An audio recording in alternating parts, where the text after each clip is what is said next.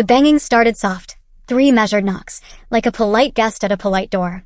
By the 5th hit, my fist had forgotten manners, and the hollow echo traveled down the tiled hallway, through the clatter of cutlery and forced laughter outside, right into the thin bones of the girl who used to share my childhood bedroom and now hid from me behind a bathroom lock.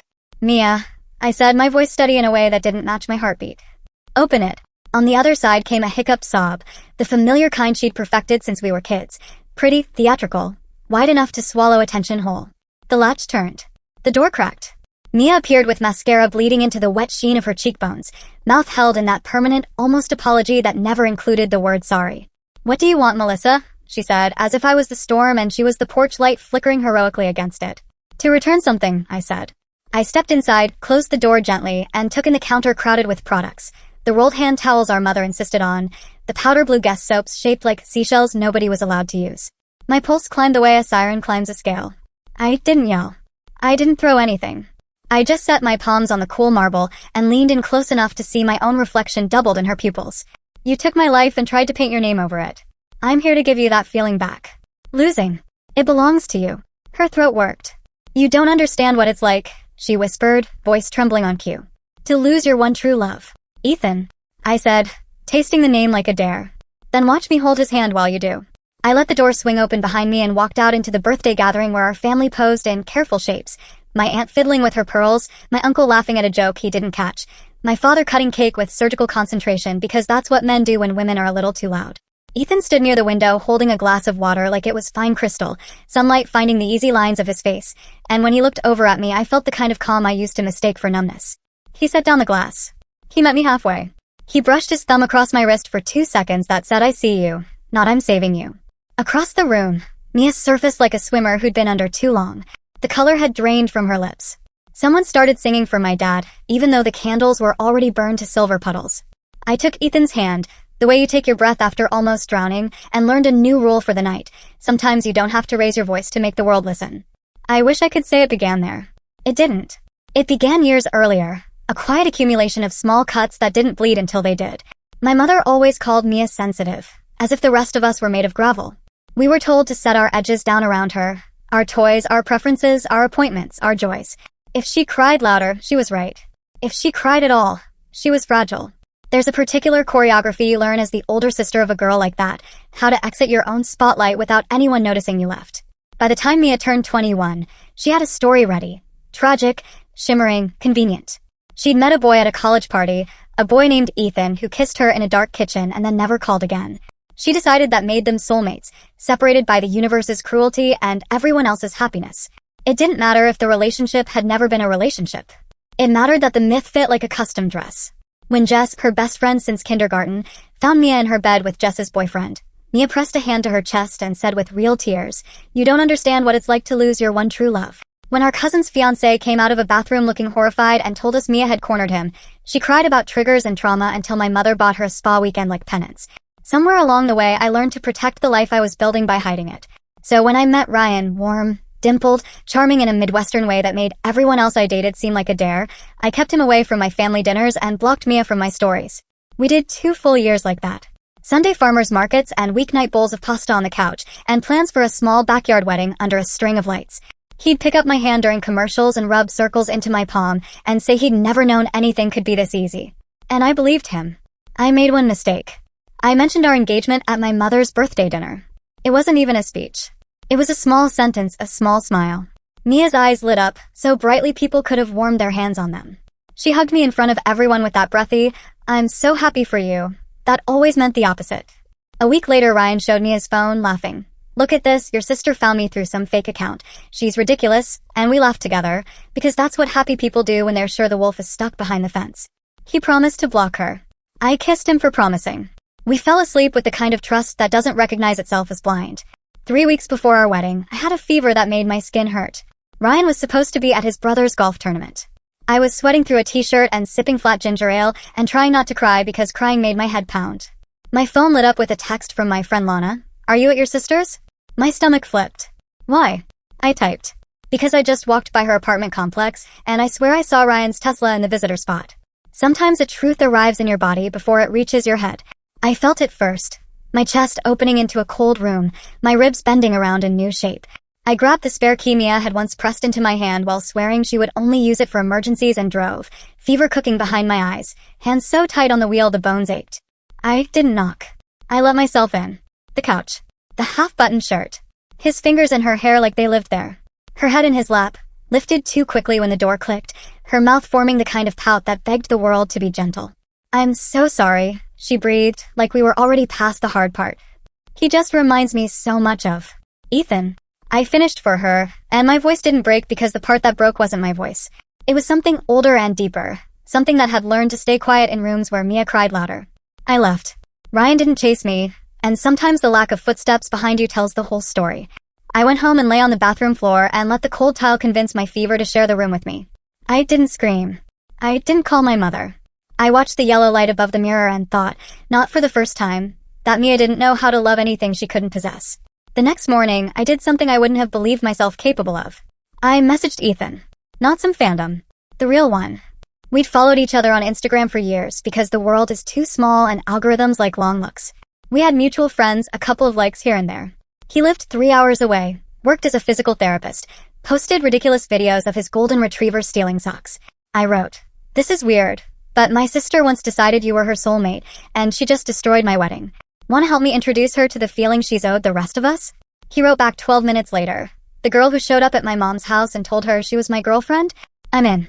He sent me screenshots, audio snippets, a picture of his poor mother pouring tea into china while Mia sat at the kitchen table and told stories about a love that never happened. In one recording, his mother's voice was soft with guilt. She seemed so sincere, dear. "I'm sorry if I caused any problems." I felt something in me turn from glass to metal. We planned. Not like villains. Like people who've been lied to and are tired of speaking softly. He'd take a bus down. We'd show up at my father's birthday the way couples do when the relationship is new but the comfort isn't. Not handsy, not dramatic. Just the kind of together that doesn't need an exclamation point. We'd give Mia the one thing she'd never learned to accept, a truth she couldn't make about herself. When I picked Ethan up at the station, he was taller than I expected and gentler than any photograph had a right to be. He put his bag in the trunk and got into the passenger seat like we'd been doing this for years. He made me laugh on the drive to my apartment with a story about a combative Achilles tendon and a 6-year-old who called him Dr. Fix and refused to leave the clinic without a sticker. In my kitchen, he stood next to the counter and rehearsed with me. Where to stand, when to introduce him, how to step away together when the noise got too hungry. "No acting," he said. "Just attention where it belongs." Saturday, we parked in front of my parents' house at 1 o'clock and walked in. My mother looked up and arranged her face into graciousness before she recognized Ethan's name. My father offered his hand like a man who still believed courtesy could fix any fracture. The room pressed in around us. Mia was mid-laugh with our uncle, head thrown back, neck you could balance a spoon on. Her laugh fell out of her mouth like a dropped glass when she saw Ethan. "Everyone," I said, casual like I used to be. "This is Ethan." Her color drained, then returned in a violent bloom. "Wow," she said, breathy. "What a coincidence." "Hi, Mia." Ethan's tone was pleasant and uninvested, like perfume he'd smelled before. Lunch stretched itself thin. Mia tried to dredge up college details that never existed. Ethan asked me to pass the potatoes, squeezed my knee under the table once, and said, "Thanks, love," without looking away from me. I didn't put my head on his shoulder. I didn't feed him cake with a fork. We didn't perform. We just existed. And every time we did it without asking Mia's permission, she swallowed hard.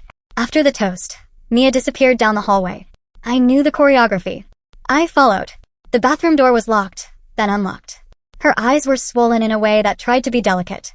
"You're doing this just to hurt me," she said, voice shaking on the syllables that mattered. "You stole my one true love to prove a point. You slept with my fiancé because the world didn't file in the shape of your want," I said. I gestured to the house and the people in it, and the careful way our family arranged itself around the newest center of gravity, is a mirror. Hate what you see if you want. But don't call the reflection the problem. She hit the wall with the side of her fist, a soft thud that didn't even startle the room outside. "He was mine first. You met him once in a kitchen 4 years ago," I said. "You wrote the whole story alone and then cast people against their will." Her mouth trembled. Tears spilled. Our mother knocked gently and asked if everything was okay in the tone of a flight attendant soothing turbulence. I opened the door and left without waiting. At the end of the hall, Ethan stood balanced on his heels, watching the door like a lifeguard watches water. He touched the small of my back. "Ready?" he asked. "For the rest," I said. The next day, my mother called to ask me to be kind. Kind. The word scraped. She said Mia had cried all night and was fragile, and I asked if she remembered who had been fragile on a bathroom floor 2 weeks ago while Mia made a nest on my life. My mother sighed the way people sigh when their favorite narrative is slipping away. It took everything in me not to hang up first. On Monday, I took Ethan to brunch with the friends who had watched me survive adolescence next to Mia's gravitational pull. He told a story about his dog stealing my slipper and refusing to negotiate. He offered to pay and let me pay anyway when I warned him my independence was not a performance but a boundary. In the afternoon, he posted a photo of us in the park, smiling into each other like the future was something with edges we could hold. The caption was simple. Sometimes the good thing arrives when you stop rehearsing for something worse. It would have been quiet if Mia hadn't commented. She wrote, "This is disgusting. You know what he means to me." Ethan replied, "Nothing cruel. Just a fact. We hooked up once, Mia. You followed me the next day. That isn't love." In our circle, it was like someone opened a window in a stuffy room. People who had experienced her performances nodded in public. A cousin who'd avoided family lunches wrote, "Finally." A classmate from high school, "The way she talked about him was always weird. Thank you for saying it out loud." I didn't gloat. I let the truth stand still and do what truth does. Mia pivoted to her stage. She took a crying selfie in bedroom lighting and wrote about sisters who steal men and the cruelty of applause. People who barely knew her posted heart emojis and stay strong. Some people close to me shared it without asking, because attention is contagious. I woke up early the next morning and went to my parents' house. I stood in the living room and said what I should have said years ago. Mia came downstairs in sweatpants, barefaced, and arranged her features into something soft and wounded. I didn't speak to her. I spoke to the room. "You watched me get cut and asked me to bleed quietly," I said. "You told me to be bigger than my pain so hers would fit in the doorway. You handed her the matchbook and told me to stop being flammable. I won't apologize for finally putting up a wall. No one told me to calm down. They just stared like someone had rearranged the furniture, and they couldn't find their favorite chair." I left. In the car, Ethan handed me coffee and turned on the radio softly. When I told him I didn't shake, he smiled.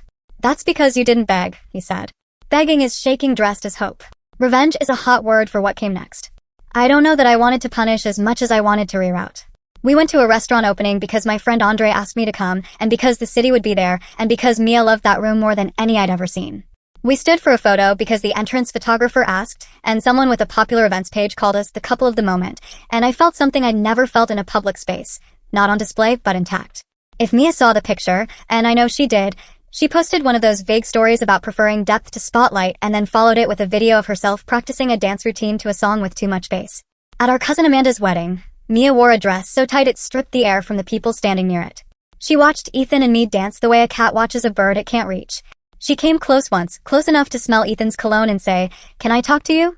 He said, "I'm busy loving your sister," and it wasn't theatrical. It was delivered with a certainty that turned her feet into anchors. She stepped back and caught her heel in the hem and stumbled in a way that used to make me run forward to help. No one laughed. They just let her stand alone the way she'd made so many others stand. A month later, a friend asked me on our podcast to talk about rebuilding. I didn't use names. I didn't tell secrets that weren't mine. I talked about sisters and myth-making and the difference between attention and love. The episode found people. They wrote to say they were grateful. Mia DM'd to ask if I really needed to expose myself for applause. I wrote back that I wasn't exposing. I was repaving. Then I blocked her and felt a silence I'd never known. Somewhere around then I realized I hadn't thought about Ryan all day. The recognition came the way summer turns to fall. Subtly and all at once. Ethan was in my kitchen scrambling eggs shirtless, humming a too earnest pop song he pretended to hate. He wiggled his hips, made me laugh, handed me a fork. Ryan, who had once felt like the center, was just a tired thought in a drawer I didn't open anymore. It wasn't the grand gesture I'd needed. It was the everyday he didn't know how to offer. The showing up with coffee when my car died, the sitting with me on the kitchen floor when my breath went strange before a work presentation, the toothbrush left in my bathroom without ceremony. We were walking downtown one Saturday when I saw Ryan coming toward us. He looked smaller than I remembered, like he'd been washed too many times. He almost raised a hand. He saw Ethan lace our fingers and dropped his. It would have been cinematic for him to shout, to demand closure, to cry. Instead, we passed each other like acquaintances at a bus stop. I exhaled afterward and didn't know I'd been holding the air. When he called a few weeks later, I let it ring twice and then answered because Ethan said sometimes the only way to close a door is to walk through it and leave it open behind you. We met at a coffee shop far from the places that still held our shapes. He looked like a version of himself I wouldn't have recognized in a crowd, apology dressing as posture. He said he was sorry.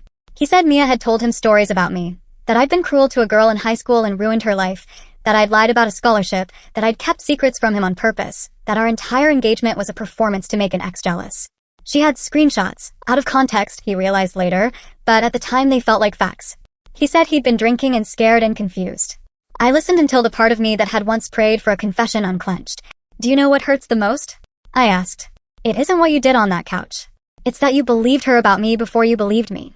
He nodded, eyes wet, because there isn't a bandage for that kind of wound, not one you can offer to the person who cut it. I left my coffee half full and told him he didn't owe me anything except silence moving forward. He asked if I was happy. I told him yes, a yes with weight under it. He nodded again. Sometimes a nod is all that's left. My mother called me to lunch after 3 months of quiet. She looked older in the kind of way that impressed me, the lines of a person finally facing the weight she'd handed out to other people to carry. She stirred her iced tea with a straw and apologized without decoration. She said she'd believed Mia not because Mia was telling the truth, but because Mia cried like truth cries in movies. You always seemed okay, she said softly. So I made you be okay. I wasn't, I said, and it felt like telling a doctor where it hurts and having them finally press the right spot. My father showed up on a Sunday with grocery store flowers and a face that had never learned to say the hard thing. He said it anyway. He said he'd dismissed the drama as women's business because that's what his father had taught him, and he'd been wrong. He asked if there was time for him to be a better father.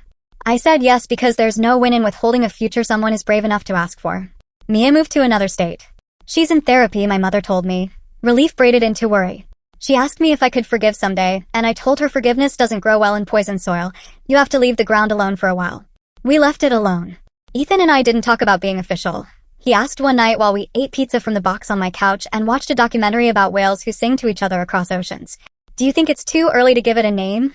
He asked, chin greasy, happiness unguarded.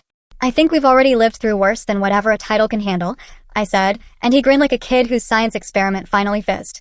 He met my friends, the real ones. He met my father and didn't flinch when Dad offered advice disguised as jokes. He met my mother and let her fuss more than he let her explain. He took me to his hometown and introduced me to the golden retriever who stole one of my socks on sight and wouldn't trade it for anything but a bite of bagel. His mother hugged me with a gentleness that made my eyes heat. She apologized for letting a stranger tell her a story about her own son and thanked me for showing up in a way that looked like love and not theater. We painted the waiting room of the new clinic he opened, gray with a blue undertone we argued fondly about for an hour in the paint aisle. We learned the particular shape of each other's angry, mine quick and cutting then quiet, his stubborn like a shut door that opens with time. We learned to say, try that again, when one of us missed. We learned to go to bed on the same team, even if the problem came to bed with us. I stayed some nights, then most nights. He left a drawer. I put a plant on his windowsill that somehow survived. The part of me that had lived in a permanent flinch softened. The part that thought love was a crowd's hum dimmed into something better, a private warmth that doesn't need witnesses. One morning I woke before him. The dog was sprawled at our feet like a spilled blanket. Sun came through the blinds in polite lines. Ethan's face was turned toward me, mouth slightly open, the kind of unguarded that had nothing to do with shame. I watched him breathe. I thought about the girl on the other side of the bathroom door months earlier, the version of me who had let herself be carved down to a shape that fit Mia's story. I let the memory exist without inviting it in. I kissed his forehead. He woke and smiled like he'd been waiting at a door I didn't realize I was approaching. He touched my jaw, not to tilt it into a kiss, just to say good morning to my skin. I used to think closure was a courtroom. The gavel bangs, the verdict stands, and you walk out lighter. But it turned out to be a series of small, ordinary decisions I made every day, to answer or not answer, to stay or go, to speak or leave silence where a scream would have lived. I didn't get my wedding. I didn't get the backyard lights and the string quartet and my father walking me down an aisle of white folding chairs. I got something I didn't know I wanted. Myself, chosen by me before anyone else did, and a man who recognized that as the only way this would work. I don't wish Mia pain. That would mean I'm still building a life next to hers. I do hope she finds whatever is on the other side of hunger. I hope she learns the difference between belonging and owning. I hope someday she calls to apologize and doesn't expect a parade. Maybe I'll forgive her. Maybe forgiveness will come cataloged under things I did for me.